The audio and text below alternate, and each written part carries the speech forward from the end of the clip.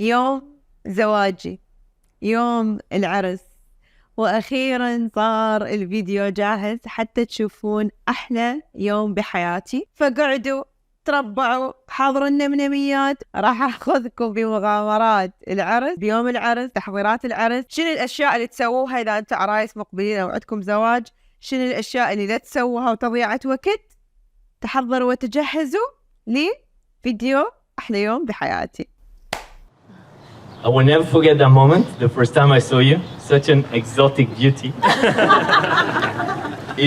Iraqi, Baghdadi, and with a lively personality.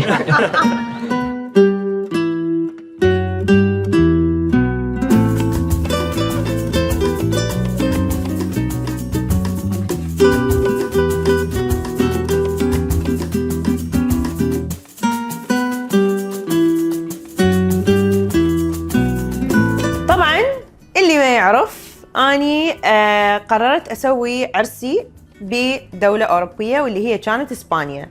ليش سويتي بإسبانيا؟ لأنه زوجي إسباني. ليش ما سويتي بدبي؟ لأنه سوينا كتب الكتاب بدبي، فقلنا كتغيير. وطبعا أهله هناك، وبيبيتي خطية عمرها كلش كبير بالعمر، عنده هواية من أهله كبار بالعمر ما يقدرون يسافرون، فقررنا نسويه ببرشلونة. وصراحة كان من أحلى الاختيارات، بس بنفس الوقت كان عبارة عن هلكان. فإذا أنت عروسة يا طويلة العمر وحابة تسوين عرسك برا، فكري بالموضوع مرتين. يس اتس ان اكسبيرينس، اوكي، وصدق يعني حتى المعازيم اللي يجون ما ينسون هذا الشيء، بس متعب بالتحضير، متعب بالتواصل ويا الناس، متعب بكل شيء، بس النتيجة تطلع حلوة. أول شيء راح أبلش لكم به اللي هو فستان العرس. وفستان العرس من أهم الأشياء للبنية، فراح أقول لكم تفاصيل فستان العرس أكثر. جت مينا قالت لي I want to do my wedding dress with you. قلت لها yes of course. قالت لي بس I have a very special dress كتير عزيز على قلبي، هو فستان أمي. أنا حابة أزيد عليه التاتش تبعي، إنه مينا التاتش، ونشوفه. هاي القصة أتمنى تسمعوها. أنا من تزوجت، من كنت أسوي البدلة مالتي، أنا دا أصمم البدلة، خليت في بالي يوم من الأيام ما أعرف بأن راح أجيب بنية. إحساسي الداخلي بنية، وطول ما أنا أصممها قلت بنتي راح تلبسها يوم من الأيام. والله وجتي مينا للدنيا وصارت. غمضي عينكم. غمضوا.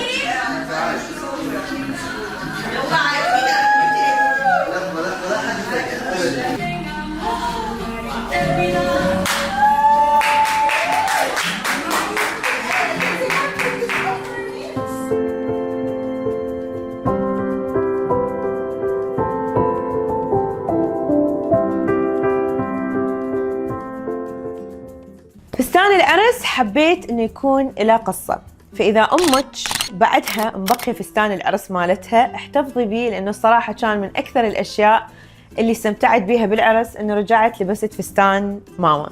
سويت الفستان ويا المصممة كريستي اللي هي صاحبة براند اسبوزا. تعرفوني اني من كلش احب اسبوزا، وصار لي سنين واعوام البس فساتينهم، وكريستي بالذات من الاشخاص اللي اعشقها، لانه صدق تترجم الفيجن اللي براسي.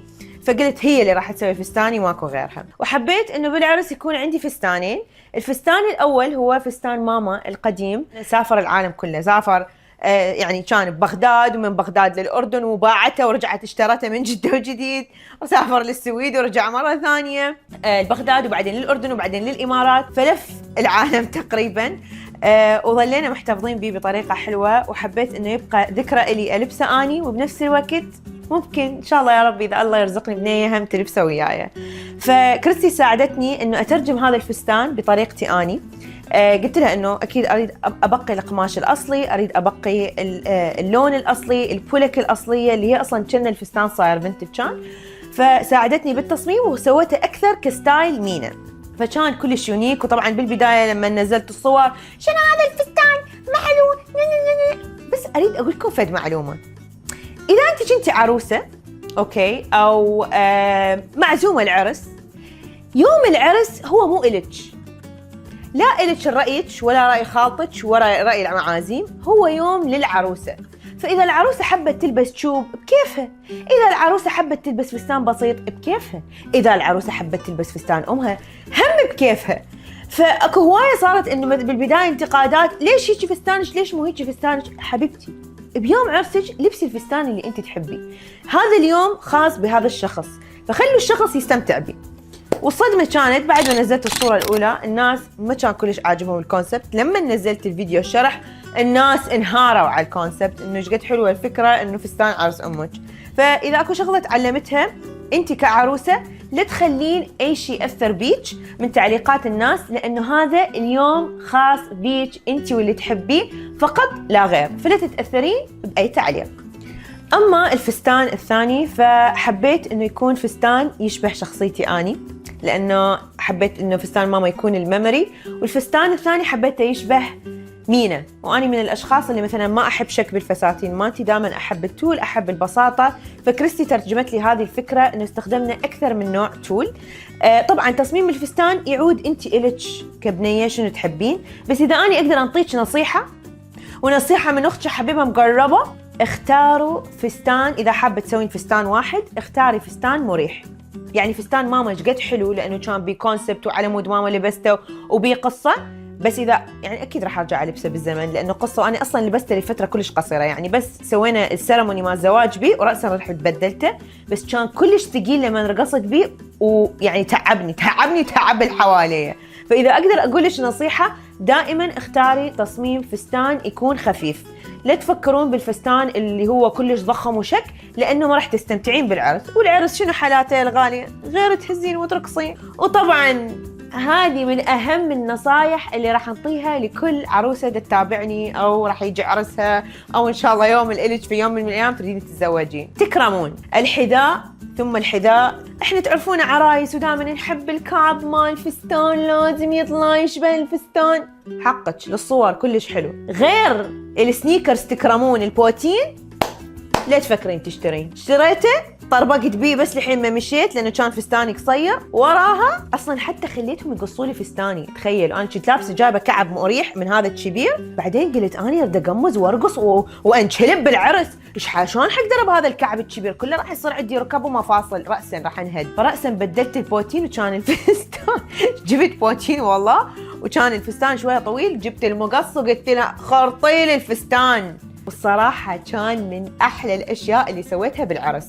وراح أقول لكم يا عرايسي يا حبايب قلبي، أول شيء تفكرون بيه لما تلبسون فستان العرس، شوفوا شيء على طولكم وأخذوا لكم بوتين مريح تكرمون. نيجي هسه على دعوات العرس، وغير دعوات العرس اللي هي الدعوات اللي تدزوها للمعازيم، الويب سايت مال العرس. زين راح تقولوا لي مين احنا ليش محتاجين ويب سايت؟ في حالة يا طويلة العمر أنت مسوية عرسك بمكان برا، اوكي يعني خارج الدولة اللي انت عايشة بيها، لازم تسوين موقع، لانه راح يريح عليك التليفونات والواتسابات والكولات وما اقولكم.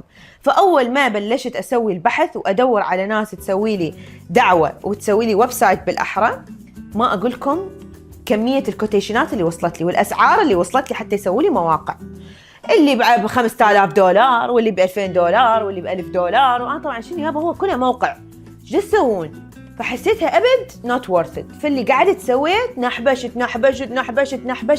والا الاقي لكم موقع. طبعا هذا لا اعلان ولا شيء، بس انا صراحه ايش قد ما فرحت بهذا الموقع قلت والله اشاركه ويا كل العرايس اللي يريدون يسوون عرسهم برا. فهذا الموقع يا حلوين اسمه ذا نوت، اوكي. الحلو بيه هذا تدفعون بس فد شيء رمزي انه تشترون الدومين، وبعدين انتم تسوون تصميم خاص للموقع مالتكم. هم عندهم يعني تمبليتس مختلفة تفوتون وتحطون بيه كل السوالف، وراح تشوفون بالموقع مثلا حطينا الدعوة، المكان، الناس، المعازيم، كلهم حطيت أساميهم حتى بس يفوتون للموقع يكتبون الاسم رأسا تطلع الدعوة مالتهم ويطلع إذا جايين أو لا. فهاي هم سهلت علي أقعد وأدز مسج لكل واحد وأتأكد جاي ولا ما جاي. لقيت لهم سويت لهم صفحة كاملة خاصة بالاكتيفيتيز اللي سووها ببرشلونة، سويت صفحة خاصة بالفنادق وأسعار الفنادق اللي موجودة والمطاعم اللي موجودة وين نقطة الالتقاء. فكان فشي عبارة عن كل شيء مرتب، أي أحد ضايع ما راد يخبص روحه بالتليفون أو يخبصنا رأسا يفوت على هالموقع. وكله ما كلفني يجوز يعني $20 بس اشتريت الدومين. تخيل من $5000 ل $20. بس مرات بالعرس تحتاجون تركزون بالريسيرش، فهذا خلوه الموقع يمكم. هو طبعا بس بفيرجن انجلش لانه هو الويب سايت امريكي اتوقع، بس الصراحه كلش استفاديت منه. نجي هسه على الدعوه اللي دزيتها للمعازيم. انتم تعرفون انا عراقيه وهو اسباني، واهله بشفه واهلي بشفه، ومعازيم عندي هنا وبكندا وهذه. والصراحه راح اقول لكم عليه، يعني اعطيكم اياها كاش واختصروها. لا تطبعون دعوات، هاي ما تطبعون دعوات والى عزيزنا الكريم واعزائنا المشاهدين ومدري شنو، هاي مصاريف على الفاضي. والله الناس راح تاخذ الدعوه منا وراح تندب بالزباله منا تكرمون. اسهل شيء واحسن شيء سويته انه سويت الدعوه ديجيتال، يعني سويتها على الواتساب. طبعا امي واهلي بالبدايه شنو اكو واحد دعوه عرس على الواتساب، قلت لهم انا ما اريد اصرف فلوس، انا اريد اختصر الموضوع. فلقيت مصمم حبيب قلبي اسمه احمد، بوقتها انا كنت ادور على احد ودزي على الانستغرام وهو صمم لي الدعوه مالتي، راح اراويكم اياها. سويت اضافات بسيطه تشبه الفنيو مالتي، بنفس الوقت حطيت فد ميوزك، اختاريت الخط وهو سوالي الانيميشن. طبعا راح احط لكم الصفحه مالته والديتيلز اذا تحبون تسوون الدعوات مالتكم وياه. من الاشياء اللي تعلمتها بالعرس وصدق يعني حسيتها انه ليتر اون انه يعني قلت والله اريد اقولها لكل بنيه ما تسترس بيها، لا تركزون هوايه بالديكور، لا تركزون، لاقوا مكان حلو اوكي، بس هاي التركيز مع الديكور وبوكيهات الورد والطاووس تحطوا لي على الطاوله وكوشه وما ادري شو. اختصروا فلوس واختصروا وجع راس واختصروا كل شيء، خلوها بساطه. لانه اللي اكتشفته حبيبتي يجون المعازيم قعدوا ابتبسموا نزلوا على الساحه. اختصارا للموضوع، ما تقعدين تفكريني هذه الورده تشبه هذه الورده، اختصري. بحيث اني والله قاعده هي طلعت روحي شويه صراحه، بس انا اختصرت على وضعي. شنو اللي ركزت بيه؟ ركزت على الاطباق اللي تنحط على الطاوله، حبيتها تكون يعني شويه غريبه وبس.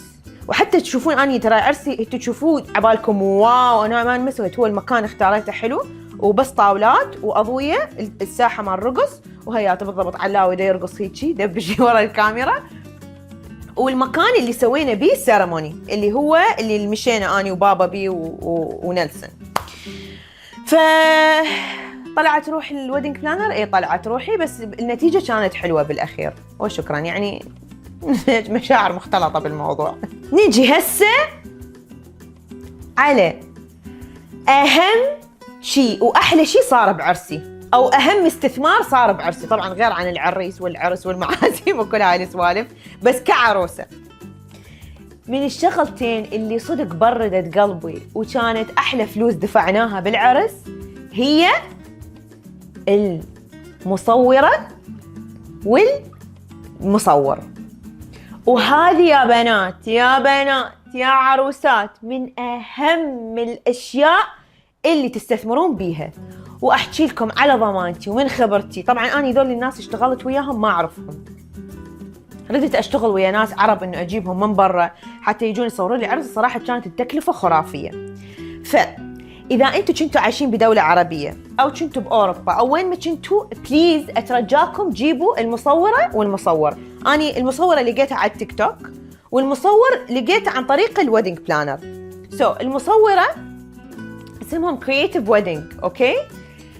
أنا حبيت إنه أجيب مصورة تكون صحفية أكثر ما هي مصورة. حبيت المصورة إنه تعطيني هذا الشعور، المومنتس الحلوة اللي تاخذها، مو بس يجي أوقف ونفس البوزات ومدري شنو هذه. وصدق أخذت لقطات يا الله، يعني بس أحب أتفرج على صور العرس، وأخذت مومنتس حقيقية، لحظات حقيقية. والحلو بيها إنه ما تحسون بيهم. يعني أنا رايحة أعراس وشايفة المصورين وهي عبارة عن عركة، يلا واو اللي يتعاركون فراشات. هي وزوجها ألمانيين، جتي من ألمانيا لإسبانيا، ويعني كانت worth every penny وما كلفت. يعني مقارنة بالأشياء اللي تكلفنا بالدول العربية، لا، على الصور اللي أخذناها باقي صور مجلات. هذه للمصورة. طبعا راح أحط لكم حسابها إذا تحبون تشتغلون وياها على ضمانتي. أما نجي على المصور دانيال بنكومو. آخ يا دانيال بنكومو، هذا المصور الفيديوغرافر والله الفيديو مال العرس المشكله انا ايش قد ما راح اراويكم لقطات منه، بس راح يصير اكو بي كوبي رايت من الموسيقى وحقوق النشر، فما اقدر انزله كله. شايفين لما تدفعون الاحد انه خلاص دفعتوا له فلوس وكل شيء تمام وهيجي، بس ايش قد ما يكون شغله يمرعط يموت، تريدون تلزمون التليفون تقولوا له دزنا البنك اكاونت خلينا ندز لك فلوس بعد.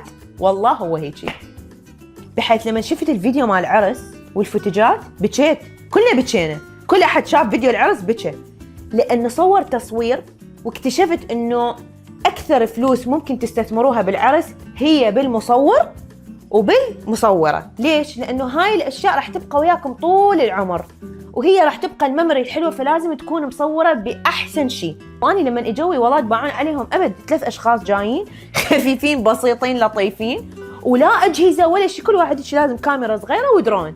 راح أحط لكم الموقع وروحوا شوفوا الأعراس اللي مسويها. والحلو بيه ماكو عرس يشبه عرس، كل عرس فد شيء، وهذا اللي حسيته يونيك، انه هو دا يوثق لحظه، مو كوبي بيست يلا توقف هنا وسوي هذه الحركه وما ادري شنو، لا لا، يونيك. يعني انا لما تفرجت العرس مالتي حسيت دا اتفرج نتفليكس شو برنامج. نجي هسه نحكي على الانرجي مال العرس، المحرك مال العرس منو الموسيقى. من اكثر واهم واحسن الاشياء اللي لازم تستثمرون بيها بعرسكم دي جي. لا تجيبون هذا ابو يلا اي شيء ابو خربوطه، لا، دي جي احمد الشيخلي. ايش قد ما احكي بيها الانسان والله يعني يعجز لساني عن الكلام.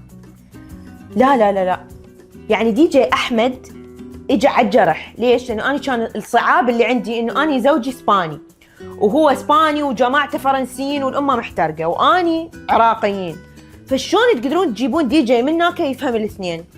فسوينا وياه بروفات، اجى وقتها على كتب الكتاب وحطينا جمعنا الاغاني الاسبانيه، انطاه لسته احمد. طبعا هو اوريدي عنده لسته، بس انه الاشياء اللي رادها نيلسون واني. لا جايز، احمد من 5 العود دي جي الوحيد كان بالعرس، من 5 العصر لل5 الفجر هو دا يلعب ميوزك. وشنو؟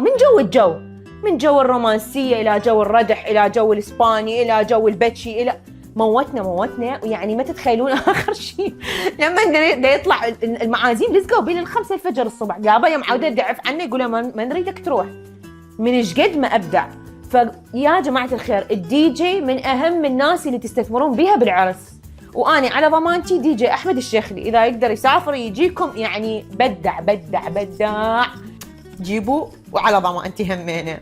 نجي على بارت صار به هواية حكي وهواية لغط وهواية سوالف، اللي هو البارت اللي أني سويته سيرموني، اللي هو الناس كانوا قاعدين ومشيت بي أني وبابا وناس. طبعا قلت لكم أني رجلي مقسم، وإحنا أوريدي سوينا الزواج اللي هو الإسلامي بدبي، بس حبينا نحس نفسنا أني ونيلسون إنه إحنا متزوجين.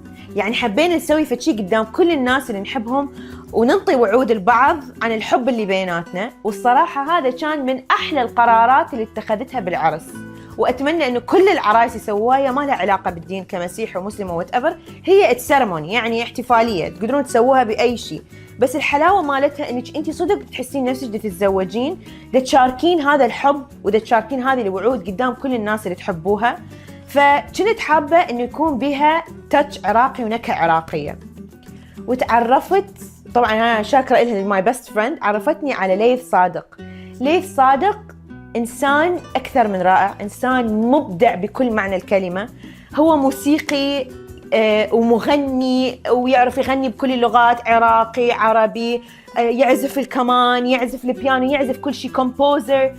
فشي يعني لما اكتشفت انهاريت وقلت ما حد راح يسوي لي فشي إلا ليث صادق. وما أدراكم ما ليث صادق، يعني صوته غير هيجي بس يسمعوه يعني شعر جسمكم يوقف من صوته والحنية اللي بصوته وإبداعه والموسيقى مالته. وطبعا راح أحط لكم إياها بالفيديو.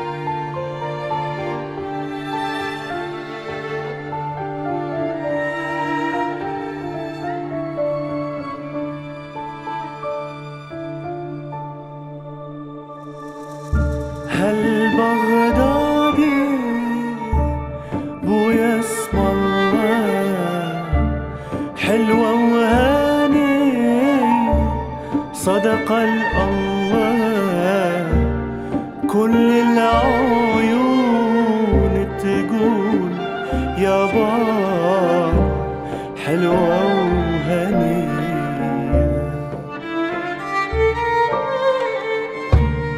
كل العيون تقول يا بابا حلوة وهنية.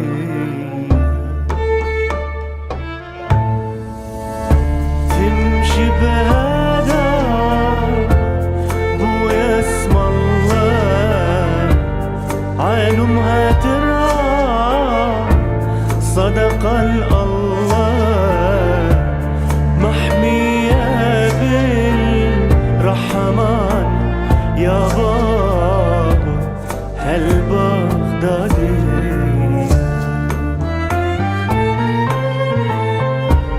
محمية بالرحمن يا بابا هالبغدادية هالبغدادية هالبغدادية.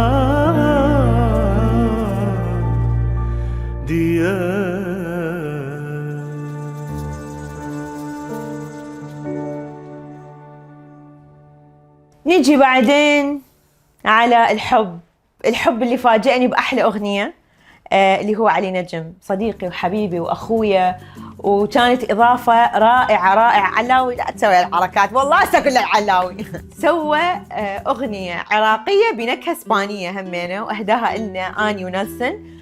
وطبعا ما أعرف إذا سمعتوها أو لا، همينة راح تسمعوها بالفلوج، وهم راح أنزل لكم الرابط مالتها. وصراحة كلش تعني لي هواية، لأنه هو بالضبط ترجم انه كانه مينا دا تحكي نيلسون ونيلسون دا يحكي لمينا بالاغنيه. فعلاوي الله لا يحرمني منك ولا يحرمني من هيك اخ رائع بالدنيا.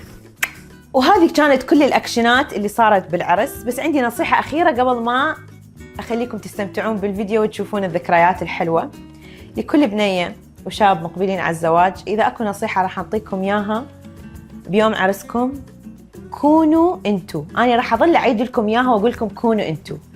لا تفكرون باحد، ولا تفكرون الناس ايش راح تحكي وايش راح تحكم عليكم، ايش لابسين، ايش طالعين، ايش مسوين، ايش كافشين. ما عليكم، هذا يومكم، استمتعوا به لاخر لحظه وسووا اللي انتو تحبوه. والله من اكثر الاشياء اللي استمتعت بها بعرسي، خصوصا انه انا على السوشيال ميديا وناس تصوروا هاي، اني كنت يعني تعرفون شنو سوري بس يعني طز بكل شيء. I did not care. كل اللي كان اهتمامي بيه، ولا اهتميت الناس حتحكي ولا راح يعجبها ولا ما راح يعجبها، ولا البوكيه ولا راح تصير عاصفه بيوم عرسي. كل شيء ما اهتميت. الشيء الوحيد اللي اهتميت له انه اني اليوم راح اتزوج هذا الشخص اللي احبه، واريد اقضي وياه احلى يوم بحياتي. ما افكر اذا الديكور غلط ولا هاش راح تحكي علي ولا الاكل بارد ولا ما طيب، لانه هذا اليوم مره واحده بالحياه وما راح ينعاد.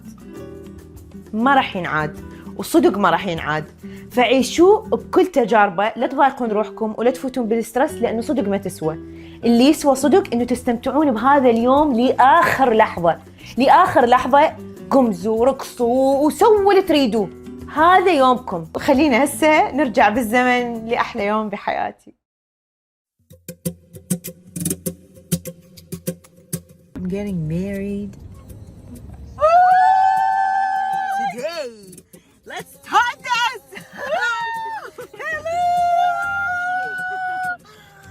احنا هسه بالسيارة طالعين من الفندق. الساعة حاليا الساعة بش هسه 8:30 الصبح. انا طبعا اقول لكم من 5 قاعدة، يعني my alarm is set at 7:05 I'm awake من الاكسايتمنت. حطيت اغاني I took a shower وعياط وغنى ورقص وتقميص. اعرفكم على وجهي all the way from Dubai doing my makeup. We have Anna in the house all the way from Germany for photography and her team. رهيب بالسعودية مرة حلوة. واي ساعدنا اليوم الستوري تيلينج اليوم. وعندنا الكونتنت كريتر برودكتيف وايد كريتيفيتي ويرولات من فريق مأمين الشيخ للتيم. And of course we have Pam in the house. Pam is the bride. She's the bride. والله she's the bride. Pam, you're gonna twist. Yasmina is a bride. Pam is gonna quit. راح تستقيل بعد العرس. After the wedding, I swear to you, she's gonna quit. No, Pam, you're not gonna leave me. No. ايش قد ما خبلتها وطلعت عينها المسكينة. المهم يا الغاليين, where are we going? To the bedroom.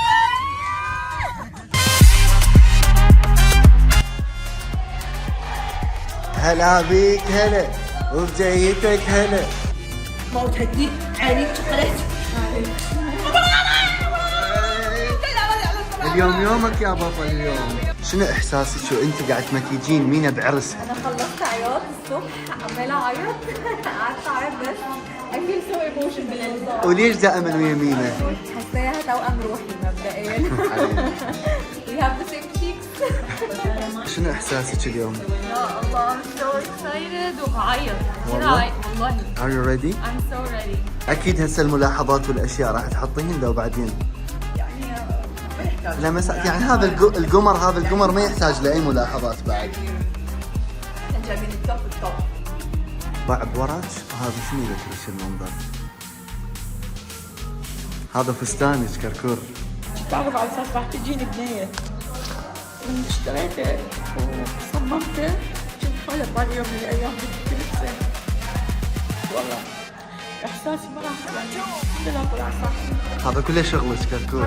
انا اول هو قماش كامل بس هذا كله يقصوا ويوزعوا هذا كله انا صممته.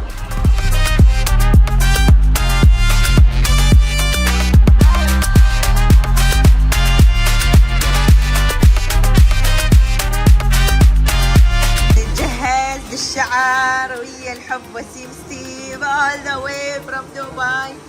كانت أمنية حياة ماما إنه وسيم يسوي لي شعري بعرسي.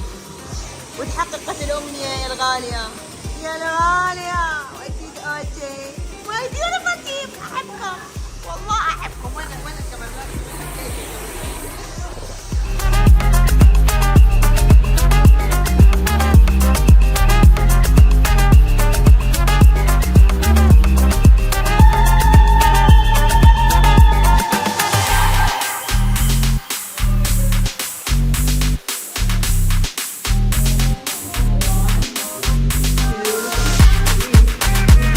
كركور وين الهلا كركور؟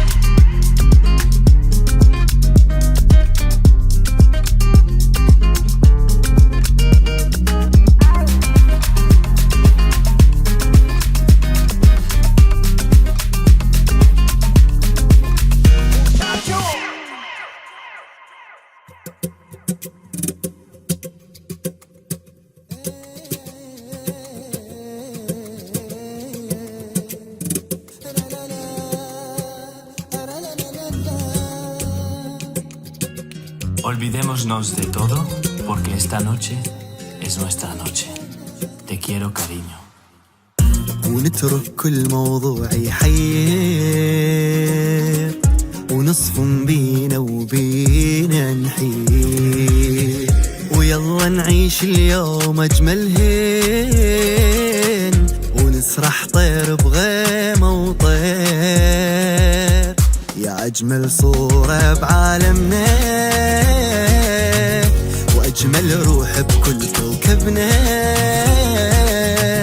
تعدت كل بنية حالاتك جنك لاختارتي صفاتك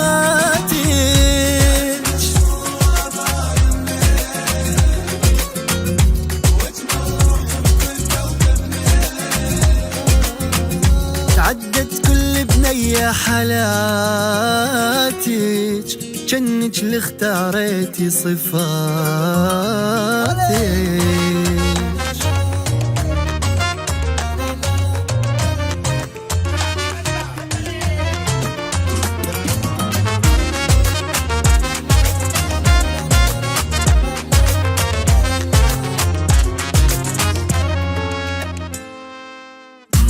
كل شي ببعدك ما بي معنى، وحش الدنيا وظلمة تصير وما تنطاق ببعدك لحظة، من تلاقى الدنيا بخير. صوتك فن وينحط لازم أجمل إيقاعات العالم، بعدك نار وقربك جنة، واطول لحظة وياك أتمنى.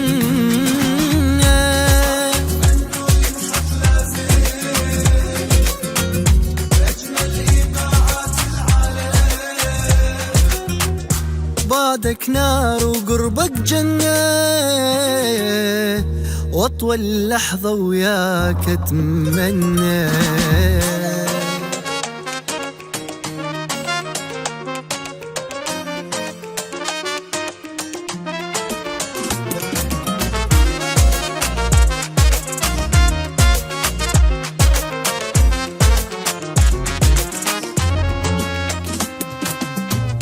ليلي ليلي